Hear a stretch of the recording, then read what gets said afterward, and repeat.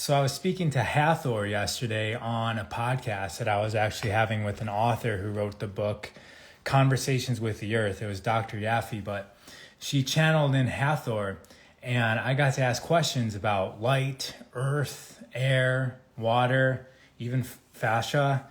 And one thing that popped up that I'd like to share is that Hathor is a multidimensional being made up of a collection of entities, and she essentially is more on the feminine side. It's a lot of people speak about divine feminine, that's Hathor.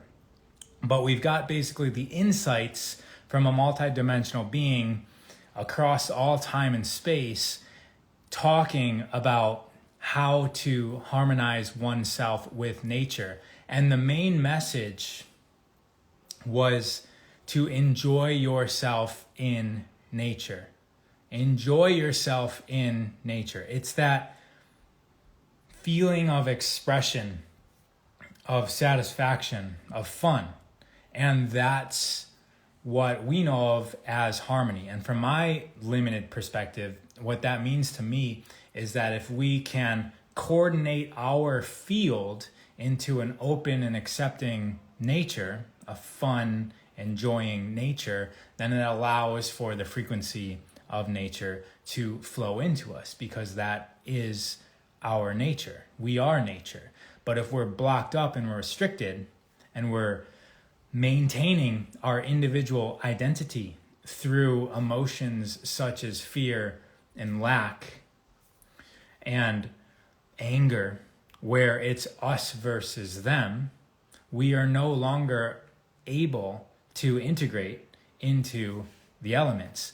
And it's that integration that gives us power, because we go from being an individual status to the status of the all. And from the perspective of the all, we have a lot more wisdom, a lot more power, and a lot more influence over this entire field, because we are merged with it. Now, another thing that came up was that it's questions I get asked all the time. What do you do if you cannot go outside? What if it's wintertime? What if it's cold out? What if it's always raining 300 days out of the year or snowing? What do you do? And the answer there was that it's just as effective to have those same emotionally charged feelings of enjoyment with nature while being indoors. This can be done with the imagination.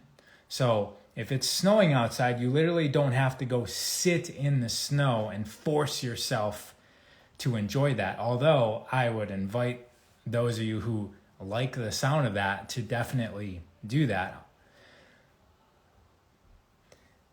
You can be inside your warm house going through the imagination of that, enjoying frolicking in the snow, and you will get the same benefit of the earth while doing that indoors. And the reason why I was interested in that is because I talk about the elements all the time. I lecture about light, air, earth, water, ether. I'd like to talk a little bit about air today, so that we're going to be maybe doing some practices with air, not necessarily breath work. I know there's another Messiah does breath work on here every week. It could be categorized as breath work, but it's a little bit different than breath work. It's more like a playing with breath, but not only breath, because there's other things in the air that can come into our body in other capacities than breath, because there's gates in our body, according to the wisdom of the eastern part of this planet.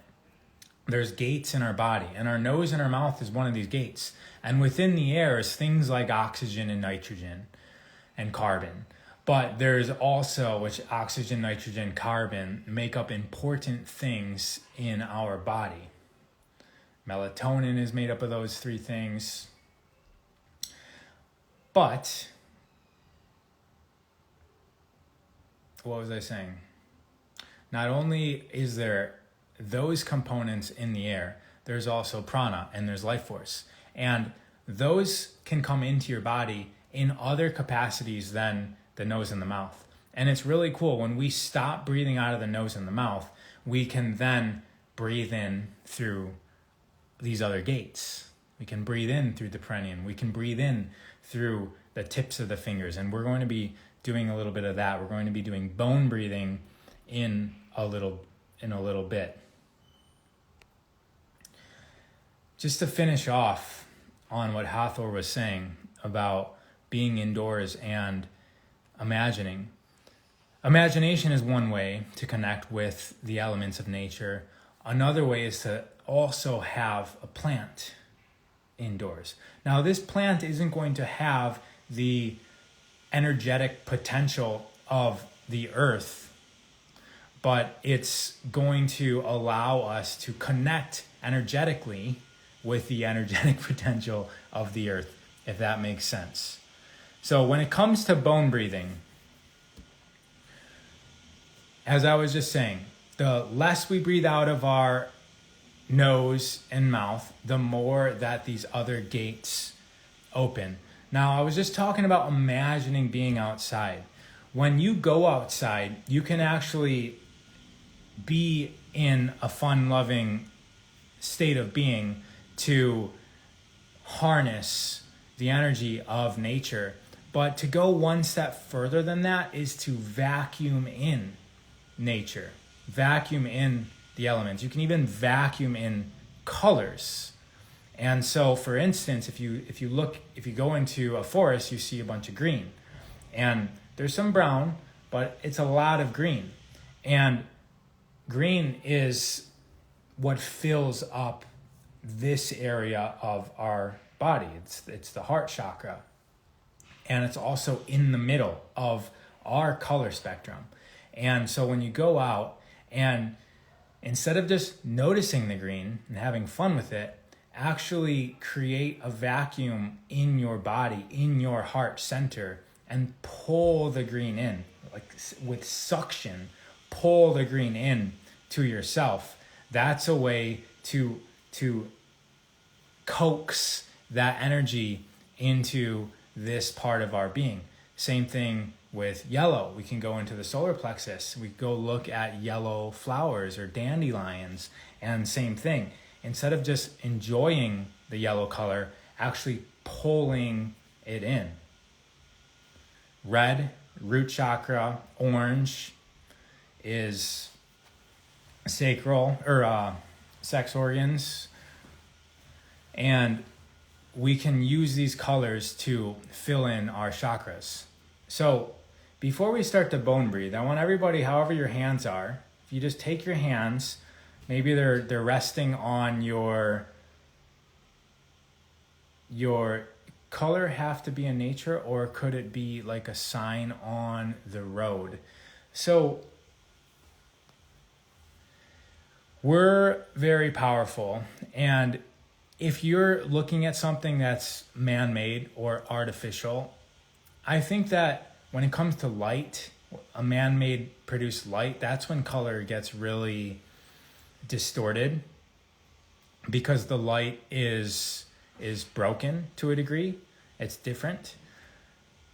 But with paint or something that is a certain color, you can harmonize with that by just telling yourself that everything that we build is natural, just like a spider web is natural, or an ant hill and home is natural. We used natural materials to make unnatural materials to build our homes, to build our signs. And so the colors that we see and hear can definitely be used, but it all has to do with your intention.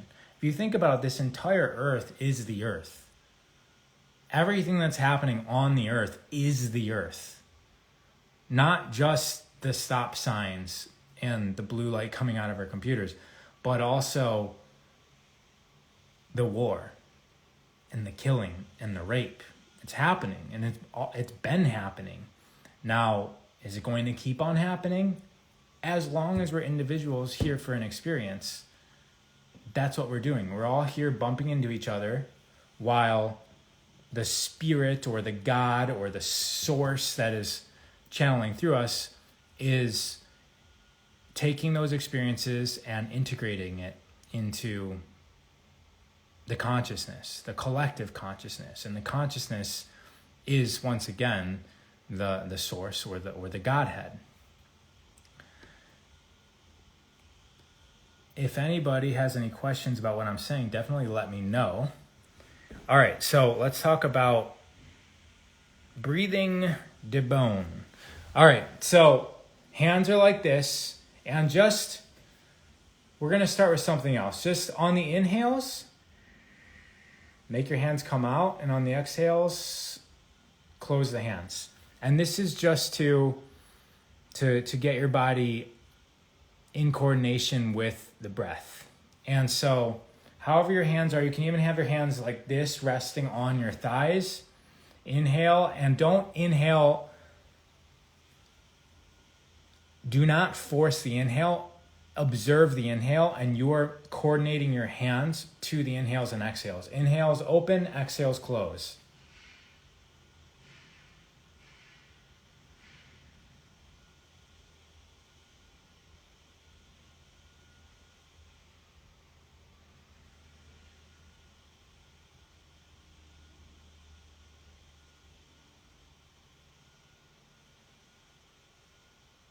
And you'll notice that there's a space at the bottom of the exhale and the top of the inhale. Just notice that.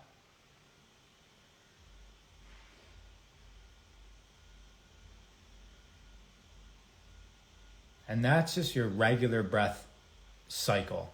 So as you're breathing regularly, the hands are opening on the inhales, they're contracting on the exhales, and we're just breathing regularly.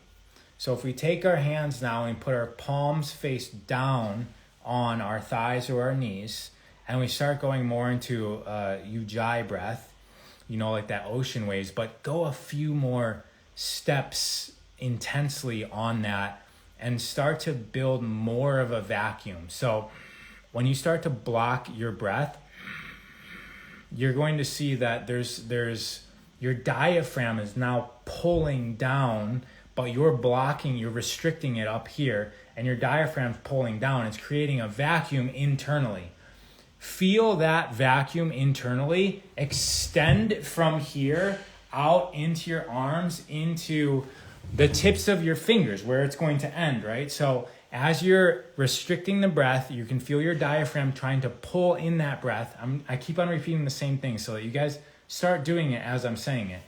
And then you're going to feel that vacuum energy go from in the diaphragm area out, down your arms, into the tips of your fingers.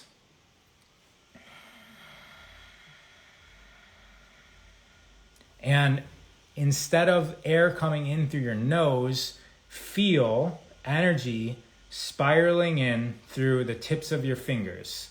And as that energy is spiraling in through the tips of your fingers, it's going up your bones into your humerus here, your larger bone, and feel that energy on the inhales is coming in the tips of the fingers up. If you guys have your eyes closed, that's all right. That's why I'm being so verbal. You can close your eyes and you can feel this, and I'm just going to be explaining what you're feeling. Spiraling energy from the tips of your fingers up into your upper arm bone and packing into your bone marrow of your humerus, your upper arm bone. And then on the exhales, you just let it stay. You just exhale and then inhale, restricting that breath as that energy is spiraling in. Montauk Chia taught my wife and I this. Carol and I this 5 years ago. We were in a small room with him and like 10 other people.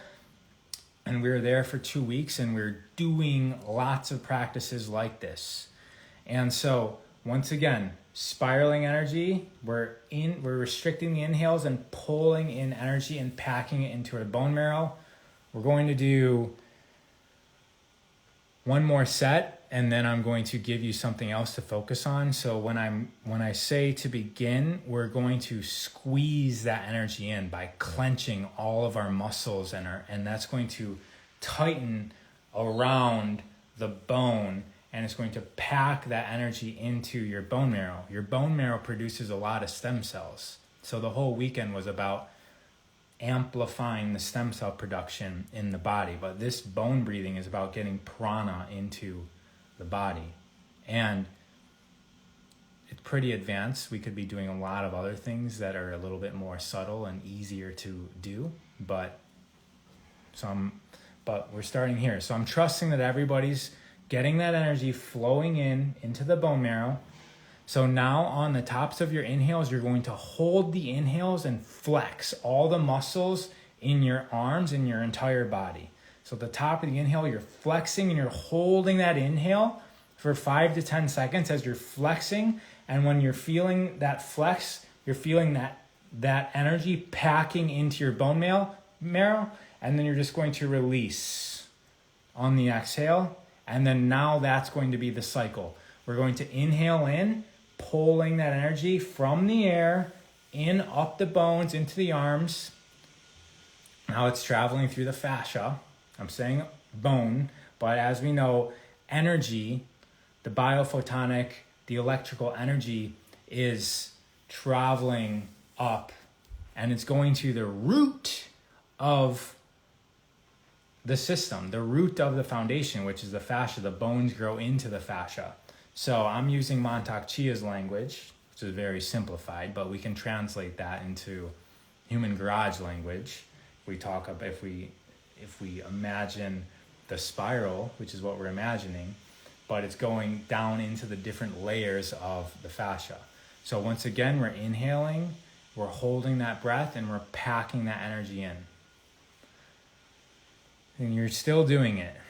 So if we've been doing that with our hands, our fingertips, now start doing it through your toe tips. It's okay if you have shoes on. We're restricting the inhales. We're feeling energy spiraling in through our fingers and spiraling in through our toes up into our upper legs, where then we squeeze at the top of the inhale and pack all of that in. We're squeezing at the top of the inhale and packing it all in. Fingertips, toe tips, energy is going into upper arms, upper legs, squeezing for 5 to 10 seconds, and then releasing on the exhale. Once again, this is called bone breathing. Okay. Last time, now we're going to bring that energy in, toe tips, fingertips, and now we're going in through the root. So like your seat up through your spine, and that's coming up into your heart area. And then release. So restrict the inhales.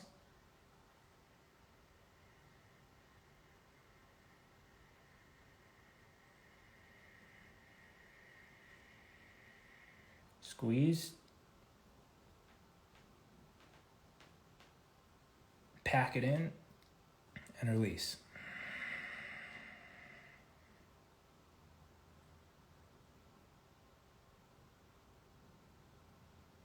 Let's go ahead and do that one more time on your own. Everybody's on their own. There's nobody in the room with me. Is it possible for energy to be stuck in your ankles and calves and feet? Thank you for the question. Yes. That is why the need for fascial maneuvers, because you know, like a lot of those maneuvers, you're standing, so you're completely integrated as a human, and you're balanced, and you're counter rotating, and then you're applying pressure through the breath, which is then putting pressure on the system to release some of those blockages, and then you're relaxing, and then you're walking so that the body can then get used to the system without the blockages.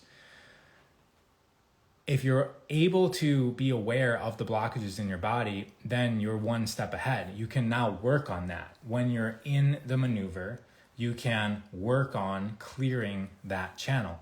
Same thing with just walking around. You can start to diagnose the issue in your tissues and work on it. And the easiest way to work on a blockage is to express it. Because if you imagine a depression, that's essentially depressed tissue. It's pressurized, and sometimes it's your body bringing protection and scar tissue, and it protected itself from an injury once upon a time, or maybe there's somewhere else that was injured, and this is the overcompensation issue, and so it's protecting it. Well, fully expressing, so expression is the opposite of depress. Depress means to press in and press down. Expression means to press up, okay? So to express is the cure for depression. So if you have a depressed part of your body, express it, move it. That is why we're doing all of this stuff where we're twisting and then moving our feet around, and same thing with stuff overhead and moving around and twisting, because we're applying pressure, and then we're moving within that pressure, which is giving us more space to express once we come back to homeostasis. So what that means is, if you feel something, work with it, touch it, move it, play with it, look at the fascial maneuvers and experiment with different ones. The ones that the team have discovered aren't the only things, and you can play with it. They're meant to be played with. They're meant to have your own experience. I always feel this stuck energy there. When I've gotten a strong massage in the area, it feels like trauma is moving up and out almost. It's an amazing feeling in daily life. I feel this pressure there. So that's why I said, keep on expressing it. So also barefoot on the sand, yes, of course. And so when you put your bare foot on the earth, one other thing to do is go outside when it's cold out. When you go outside when it's cold out in the morning, that's actually natural, right? In the morning, the sun's not out, it's cold out. You put your 90, 100 degree body temperature onto 50, 40, 60 degree earth. It's chilly, and all the meridians, all the fascia lines go down into the feet. And that's like putting your foot in an ice bath, because that's also going to release blockages when you do it. So a lot of our cure, I know that's a word that we're kind of not allowed to use nowadays without the FTC knocking on our door, but a lot of the cures for a lot of our injuries, ailments, and diseases is found on the other side of comfort. So we're comfortable eating every 2 hours. We're comfortable eating fast food. We're comfortable sleeping in a warm, soft bed. We're comfortable sitting on couches. We're comfortable sitting in chairs. We're comfortable with air conditioning. We're comfortable with heating. We're comfortable with these things. And getting uncomfortable is a very strong cure. So think about a sauna. A sauna is actually artificially stimulating heat. And you have the mechanism of sweating happening, and there's like this heat shock of the body. But yet we cool our houses, and we would get that same benefit of a sauna if we just didn't use the air conditioning.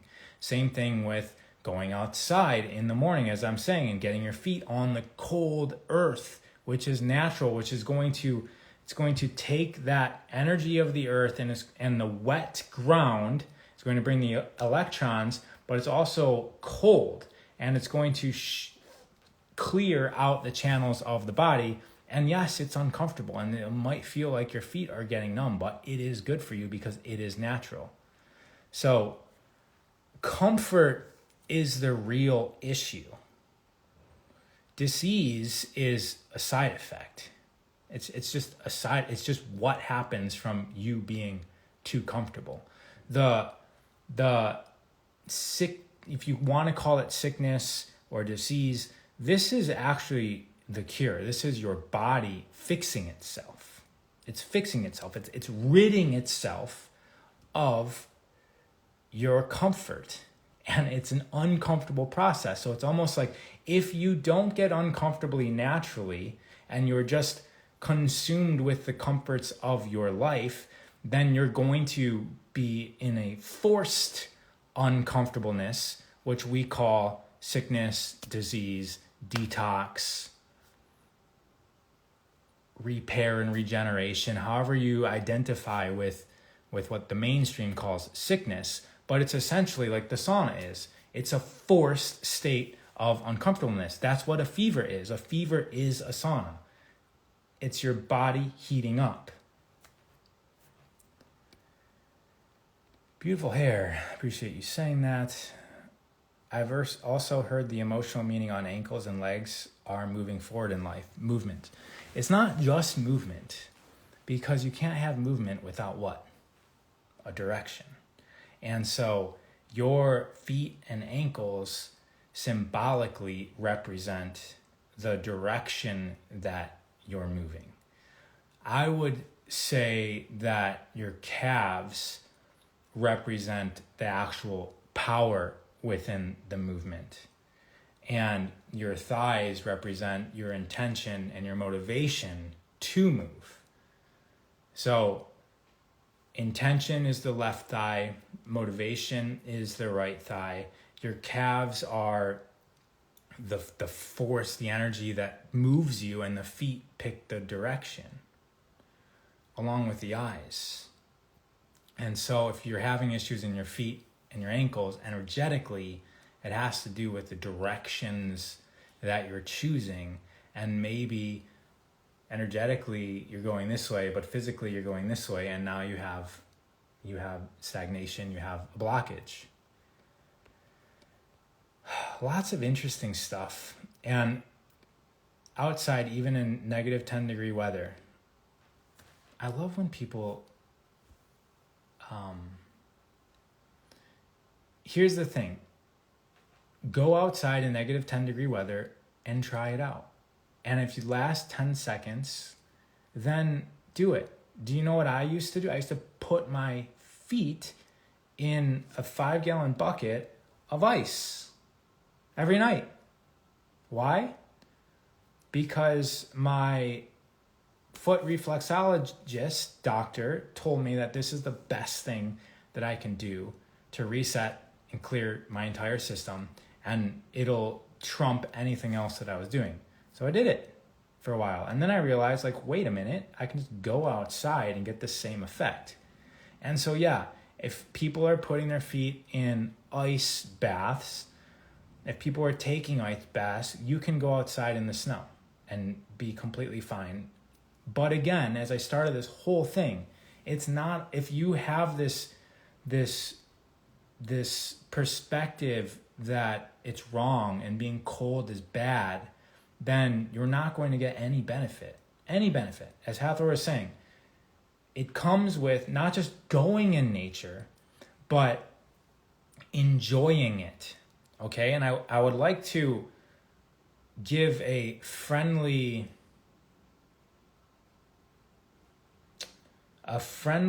word. Nature sometimes taxes you. You may come across a spider bite. You may come across a poison oak rash that lasts for a month. You may sprain your ankle. You may poke your foot with the rock. You may grab onto something that cuts you. You may fall down a hill. You may slip on a rock and land on your ribs on another rock at the bottom of a river. You may do all of this stuff. And in that moment, it's vital that you still maintain the relationship of enjoyment. So this is almost one of those things where, like, you're expecting this to happen. expect nature not to be like your bed. It's not. Outside is not your bed. It's not your house. Your house is designed specifically so that when you're going up your stairs, every stair is perfectly calibrated for the width of your foot, for the length of your foot, and that you're lifting it up so that you're just lifting it up. That little bit, 8 inches, 12 inches, little step to take another step, little railing, perfect railing at the height of your hand, turn 90 degrees, 90 degrees, 90 degrees, sit on a toilet that's exactly 90 degrees, all for your comfort and for your safety. That's not outside. Outside, you're back to riding a bike and falling and figuring out the balance of nature. And so enjoy the process. Enjoy falling off the bike until you can ride the bike in an enjoyable fashion. If you go outside and you cut your foot and you say, I'm never going outside again, this stupid tree cut me. All right. That's how you interact with yourself. That is how you interact with yourself. Somebody just asked, what if a person feels totally stuck and can't make decisions? Almost always is paralysis. Stuck in bed when they are very smart and talented and driven, so she's so mad at herself. ADHD medicine helps, but without it, frozen with too much info in the head. So it seems like you're asking a question for somebody else. Unfortunately, I'm not going to be able to give you an answer that's going to satisfy you, because my answer to you is to let her be. It's not up to you to fix. It's just not. And for a lot of us here who are coaches and knowledgeable, the reason why I'm giving that answer is because there's a tendency to push our ideals onto other people who are going through their process. And so when they go through their process and get to the point where they're searching and asking for help, that's the time. And so I was taught the forklift method. And the forklift method is you meet somebody where they are. Like a forklift can go up to the first level, can go up to the second level and meet, and it can move different levels. So it can meet, you want to meet them where they are and move up a level. Now, meet them where they are is a confusing concept to grasp, because unless you're practiced, you really won't know what it means to meet somebody else where they are, because you've only been where you are. And so if you're only, like, let's say a personal trainer teaching from a state of complete fitness, and you are now training, as you'll find out, if any of you are personal trainers, you're going to find out that many of your clients are not at the level that you are. That's why you're the trainer and they're the office worker that comes to see the trainer 1 hour, 3 times a week, 3 hours a week of exercise that are really going to make that much difference. But that's what they're willing to pay $300 for, is to get as much effective dosage in those 3 hours as possible. And you must meet them where they are and lift them up one step. You don't have them run a marathon the first day. You meet them where they are. You literally teach them how to tie their shoes, how to hold a barbell, what those little lines on the barbell means, how to breathe properly. You're literally teaching them that stuff. And that's because they're coming to you and they're paying and investing in this process. So with other people, it's difficult, but you are imposing your will on another person if you're helping them without them asking for it. What is growing? I don't know if I said that word, so I'm not going to define it. Ice bucket for feet. I do that when my feet are injured. Thank you for the suggestion. Whoa. Thank you for the questions, everybody.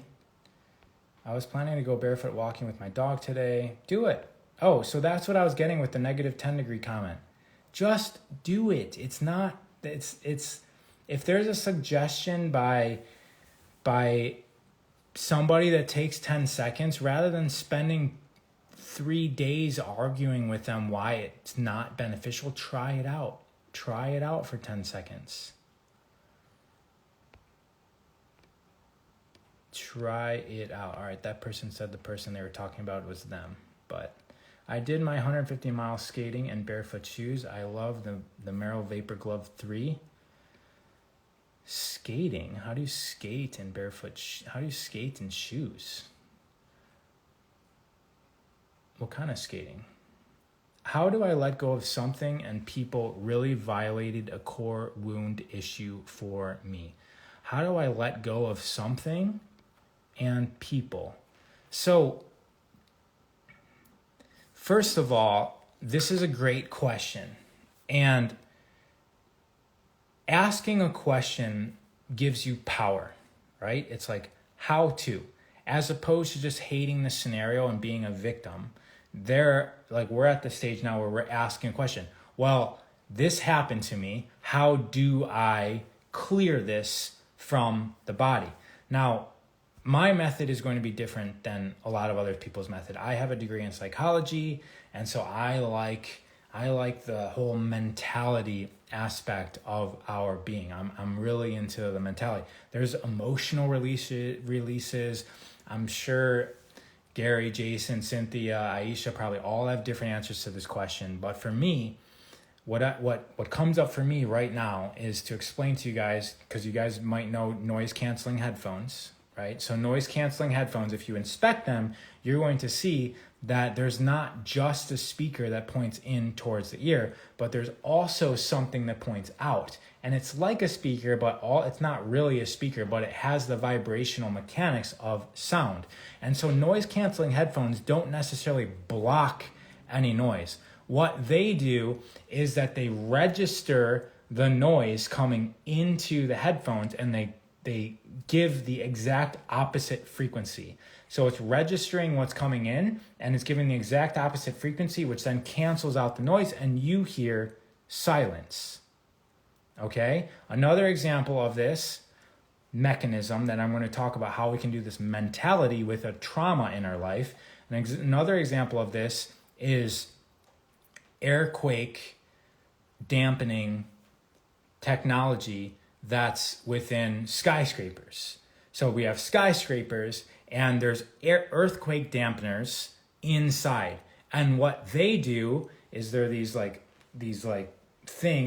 pucks. They're like giant pucks.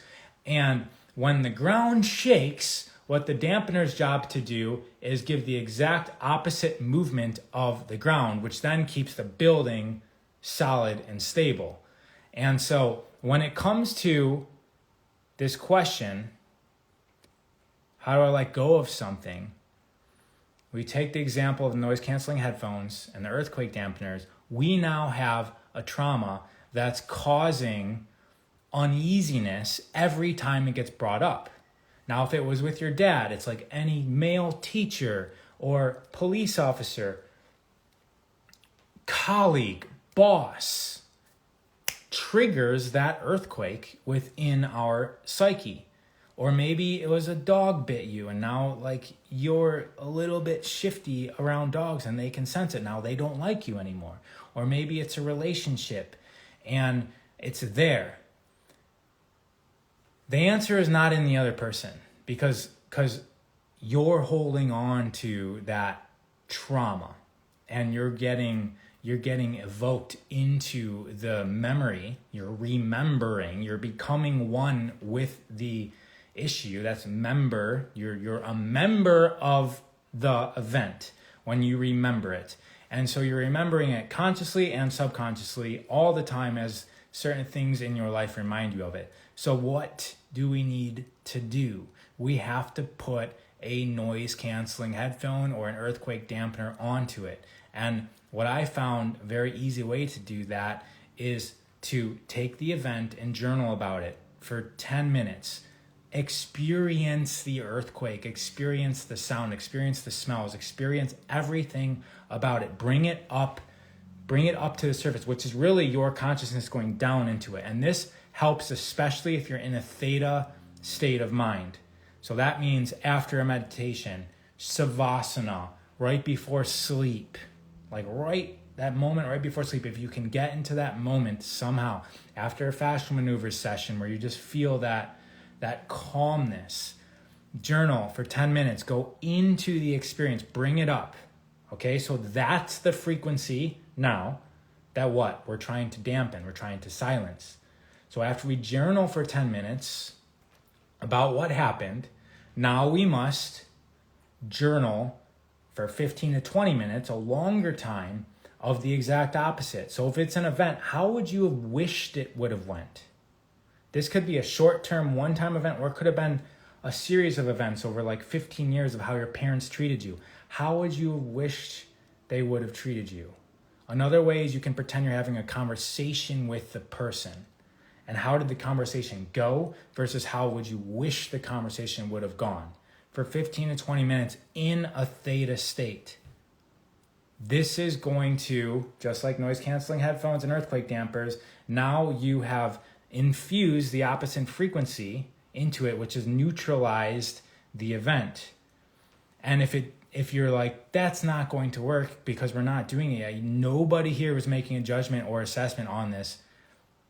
They're like, leave that aside, because if you haven't done it, you haven't done it. The real assessment is actually experiencing it. So if you're assessing it right now, try to leave that aside. And I'm going to say, even if it doesn't work, and you're correct that it doesn't work, even if it doesn't work, what you've learned is what fills you up, because you have a black hole in your psyche. Now you've just discovered through this practice what fills up that hole, which means that you can go out into reality and align yourself to the second journaling exercise. You can spot the contrast of what you have trouble with versus what fills in your spaces currently now. And so maybe it's not the journaling exercise. Maybe it's a new, complete relationship that takes 10 to 15 years that reharmonizes against what you're having trouble letting go of. Hope that answered the question sufficiently. And thank you for that question, because the thing with answering questions is I learn just as much out of it because I haven't thought about it from that standpoint either. All right, so I'm going back to try and read some of these questions. Oh my God, I'm wearing noise canceling headphones without anything playing. That's the thing, is that noise canceling headphones work on silence because it's still doing the opposite frequencies and it's causing silence. So, cool.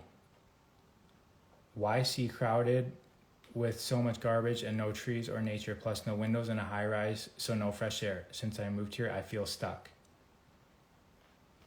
Enjoy it. Try that.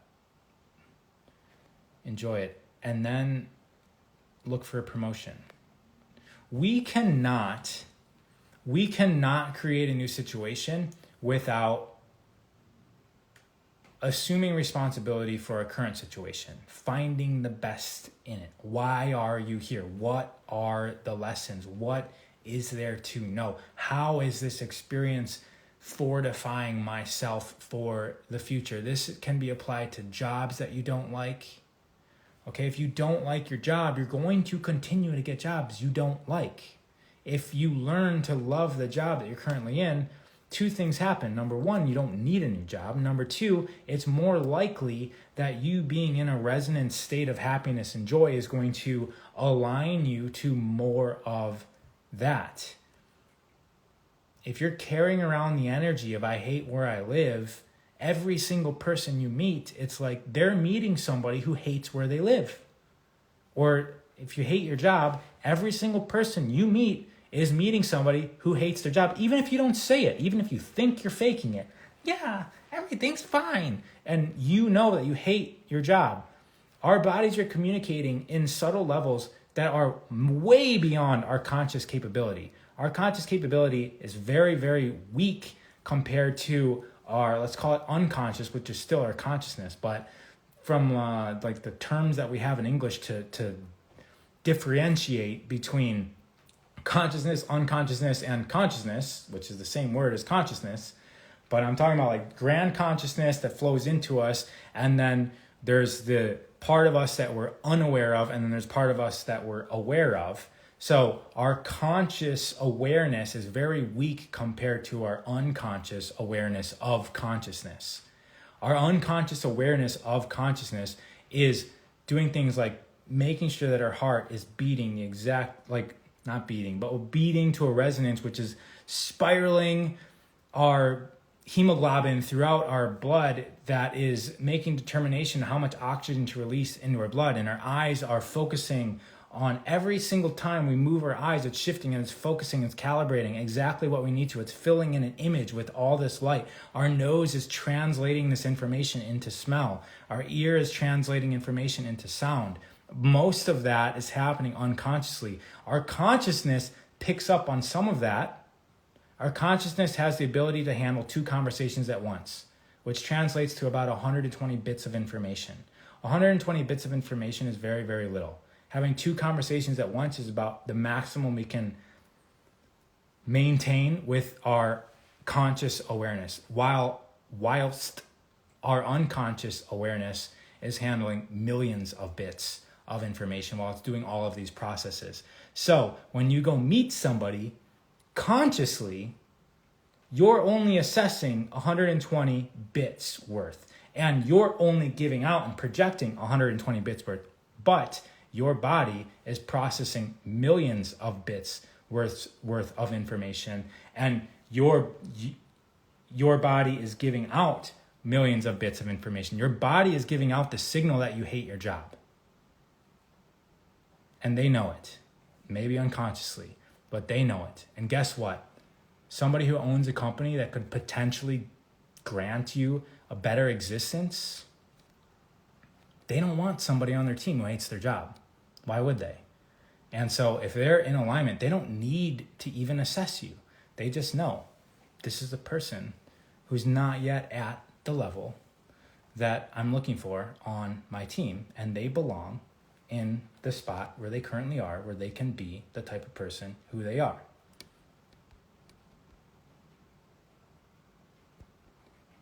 It's a weird one, right? Because I'm not saying to pretend.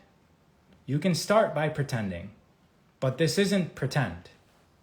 This is adulting. I guess it's more than adulting. This is acting in a godly fashion. This is creating. This is assuming the responsibility of a creator, assuming the responsibility of your own life, of your own existence. Why did you choose to be in the environment that you're in right now? Why did you choose the situations that you're in right now? Somebody asked, what is the topic? The topic is the question. It started with air, but then now I'm just on to answering questions because they're extremely interesting.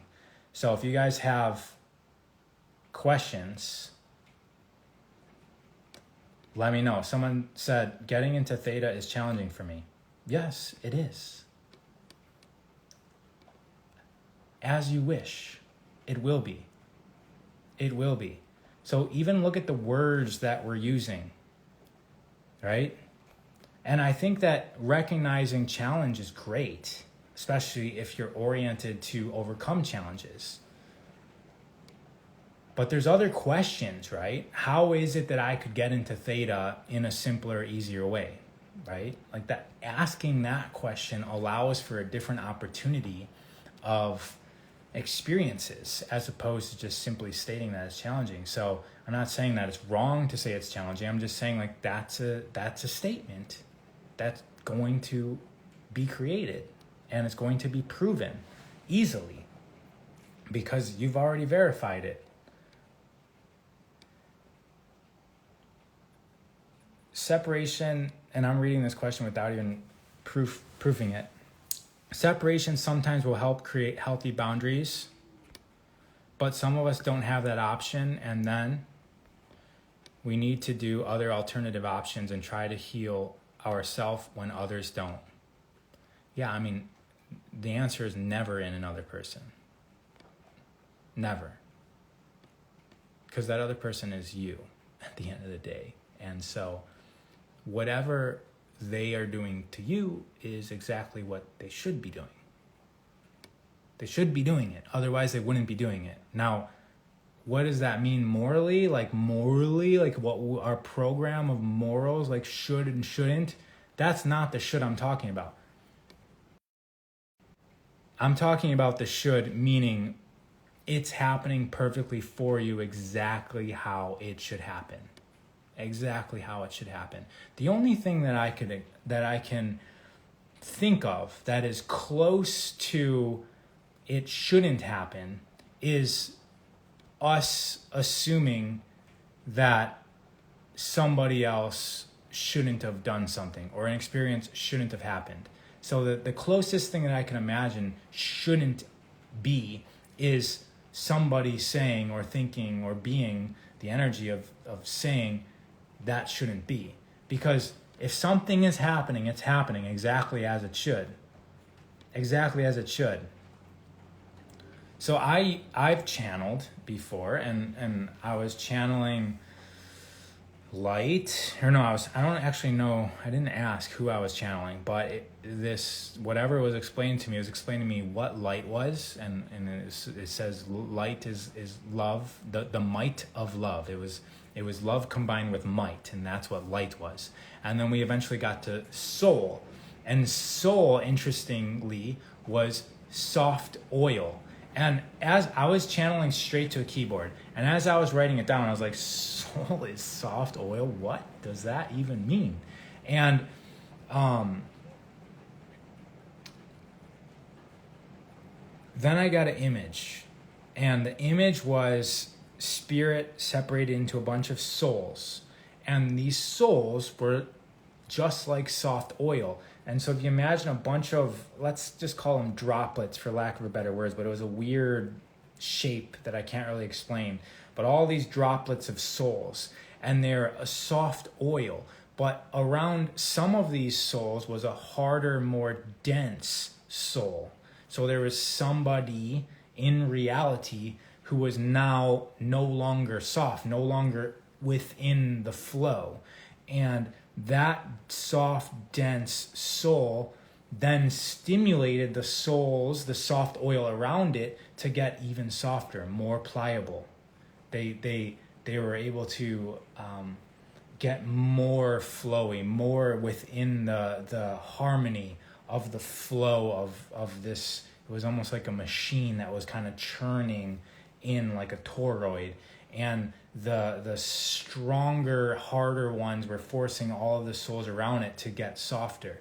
And so what I took from that, I forget what the exact words were, but I guess my interpretation now of the memory of the channeling was that the situations in our life and the people that are like a thorn in our side, that allows us the opportunity to expand beyond our current expression, and we learn through that, and that makes us more valuable further on in life, even if it just means that 40 years from now you're talking to a grandchild and you now have some wisdom to impart because you went through the situation that you're currently right now struggling with.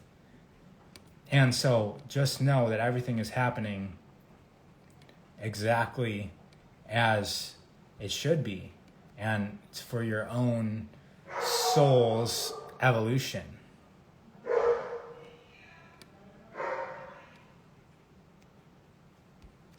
I do blame myself, but I remember reframe as Lewis says that.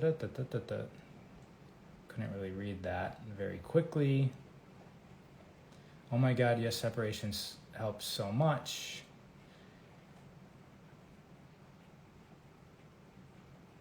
What is the growing part of your body related to? So, I mean, if you're talking about your sex organs, that's second chakra, but the growing is like more down, I would say like upper thigh, like inner thigh, which would be thighs, which is what I was talking about. Left side is intention, right side is motivation from my lineage. Fascially, it might be something different. Because all these Eastern philosophies, Western philosophies, new scientific philosophies, they may have different categories, but if you dig deep enough, they're all saying the same thing. And that's what I left, right, center, Kabbalah. Kabbalah is another interesting scenario to digest. Okay, so today we also were on the beach in Santa Monica, Will Rogers. Luckily, before it started raining, it's raining right now, but I'm in Malibu with the part of the Human Garage team, and it's been really fun. And we just did a fascial maneuvers on the beach. It was like 24 to 48 hours notice out on some Instagram posts, and there was at least 50 people there. It was really cool. So if you guys ever get a chance to come to one of the pop-ups, come, because a lot of people come, because these people are making serious impact on people's lives. And when they say we're going to be in the area, people come. So it's not just going to be you, and maybe if it is, then better off, right? It's going to be perfect. How does one separate abuse from still everywhere I go? How does one separate abuse from still a learning lesson? Separate abuse from still a learning lesson. I guess you're asking, how do you separate the story of abuse versus the story of a learning lesson? And the answer to that is you get rid of the stories, and it's now just the event. And what do you do with it? Do you let it overtake you? Let it disempower you? Let it victimize you? Let it take control of you? Or do you use it as the launch pad? So everybody's current situation, everybody's now is the launch pad from where they're going to go in the future. And eventually, once you get into this, once you can handle that concept, then you realize that now is also the launch pad of how you relate to the past. It's not just the future and the past. And eventually, once you handle that scenario in your head and can handle that, then you realize that the future and the past are just figments of our imagination. And all we have is the present. All we have is the present. We have what we feel are memories of the past, and we have what we feel are projected feelings of the future, but we don't really have those. We feel that those things are real, because why do we feel that? Because we're experiencing it within the foundation. We're experiencing that within the now. And it's up to us to determine how much of these stories we experience now, because it's what? It's always now. It's never the future, and it's never the past. It's only ever now. Only ever now. This one moment where we're at right now is all we ever have. So if you're carrying with you a story of something that you feel that you went through, that you're feeling you're waiting to get payment for it or something for it, you're carrying that around, and you're never really here. You're there, and there doesn't even exist. It's not here. Stop and smell the roses. That's what that means. What is here now? Are you worried about where you're going? Because that's not where you are right now. The finish line is never what makes the winner. That's not what the winner is. What makes the winner a winner is the 15 years before the race, when they were every single moment being a winner. They were waking up and choosing training. They were choosing diet. They were choosing who they were hanging out with. They were choosing their conversations, all based on the success-oriented mindset. Crossing the finish line is a side effect of being a winner. Crossing the finish line does not make us a winner. It's a side effect. It's just what happens to people who are success-oriented in every single present moment that they've been through. They're just always there. They're always making choices, ones or zeros, lefts or rights, yeses or nos.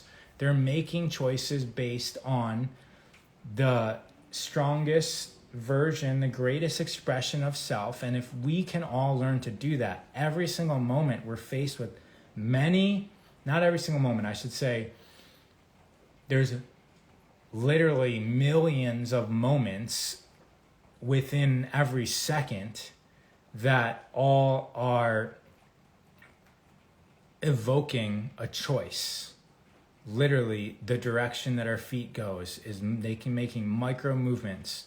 What we reach for in the fridge, what direction do we drive, who we call on the phone. If those are all aligned with the greatest expression of ourself in the now, then we will only ever experience the greatest expression of life. Because every moment is received and emitted, it's acted out within the greatest expression of yourself. And so all of this is relatively simple. In practice, it's different, right? Because you got people bumping into us, knocking us over. It's that hard soul that comes in to calibrate, test, evolve us. And sometimes we stumble and we get back on our foundation and we strengthen, we fortify, and we become the greatest expression of ourself, which is then going to be reflected into the greatest expression of reality, because the greatest expression of ourself does not hate where we live. The greatest expression of ourself does not hate what they choose to do with their time, whether it's a career or not.